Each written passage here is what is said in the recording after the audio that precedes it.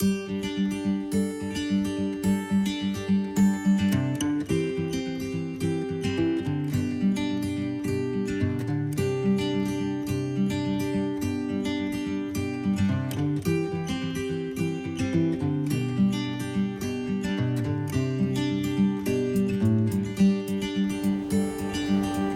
दोस्तों, आपका स्वागत है हमारे फूड फन फैमिली चैनल पे।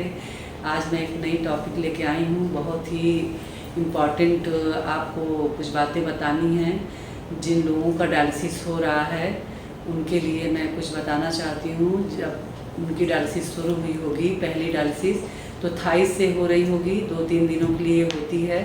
उसके बाद आपका नेक लाइन पड़ा होगा। नेक लाइन में भी बहुत सावधानी बरतनी पड़ती है, क्योंकि वो इन्फेक्शन से बचाना होता है उसको, और उसकी बहुत ही साफ़ सफाई, बहुत ही देख रेख करनी होती है, क्योंकि वो ज़्यादा नहीं चल सकती 1.5 महीने से ज़्यादा। इसलिए आपको बहुत ही केयर करना होता है उसको।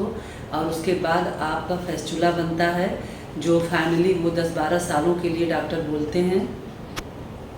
तो मैं आज आपको फेस्टुला के बारे में एक जानकारी दूंगी, क्योंकि वो बहुत ही आपके लाइफ के लिए बहुत ही ज़रूरी है, क्योंकि उसी से आपका डायलिसिस होना है। वो जो है उस हाथों में कुछ भी आपको पहनना नहीं होता है, कोई भी चूड़ी, कोई भी कंगन, और फेस्टुला वाली जगह कोई दबाव नहीं पड़नी चाहिए, उसकी बहुत केयर करनी होती है। इसलिए मैं आपको बताना चाहती हूँ।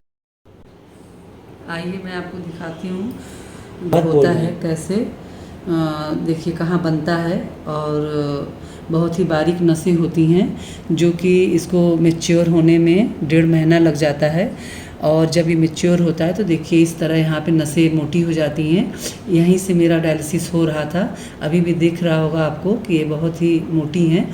और इसका सेफ़ रहना बहुत ही ज़रूरी है, क्योंकि इसको भी बचाना है जहाँ से डायलिसिस हो रही है आपकी, क्योंकि यहाँ बहुत पतली स्किन हो जाती है डायलिसिस होते होते।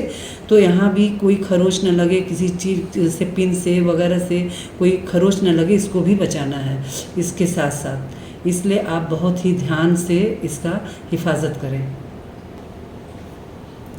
तो एक बात और बता दूं मैं आपको कि जिस हाथ में है ये, उस हाथ में आप कोई भी इंजेक्शन नहीं लगवा सकते, कोई भी तरह का सुई नहीं लगवा सकते आप। और आपके, क्योंकि इसमें कुछ लग ही नहीं सकता है, ये छूना ही नहीं हाथ में। और अगर आपका कोई ब्लड टेस्ट हो रहा है, कोई सैंपल लेना है, तो राइट हैंड से ही लेना है। और अगर ट्रांसप्लांट में भी अगर आपको एडमिट किया जाएगा, तो उसमें भी आपको राइट हैंड से और नेक लाइन से ही आपका सारा वो होगा। और मैं आपको दिखा दूं कि इस हाथ में चूड़ी क्यों नहीं पहननी है, क्योंकि देखिए ये यहाँ पे नहीं रहती, कोई भी चूड़ी रहेगी तो यहाँ आके रुकनी ही रुकनी है, जहाँ मेरा ये बना हुआ है ये डायलिसिस के लिए। तो यहाँ इस हाथ में डॉक्टर इसीलिए चूड़ी पहनने से मना करते हैं, ताकि यहाँ दबाव पड़ेगा तो ब्लड सर्कुलेशन डिस्टर्ब होगा, इसलिए इस हाथ में डॉक्टर मना करते हैं। और ये बहुत ही ज़रूरी बात है, इसको आप ध्यान में रखें। और इसलिए इस हाथ में या तो ब्लैक धागा पहन लें ढीला सा, या तो कोई ऐसी चीज़ पहने जो यहाँ तक ना आए, और कहीं भी यहाँ से यहाँ तक में कोई भी दबाव ना हो, एकदम इसको फ्री रहना है। समझ गए होंगे आप अभी तक। फेस्टुला, क्योंकि सर्जरी के बाद भी, ट्रांसप्लांट के बाद भी बहुत ही इसको सेफ रखने की ज़रूरत है, बचाने की। इसलिए मैं आपको बता रही हूँ कि आपकी ट्रांसप्लांट हो जाए उसके बाद भी इसकी केयर करिएगा।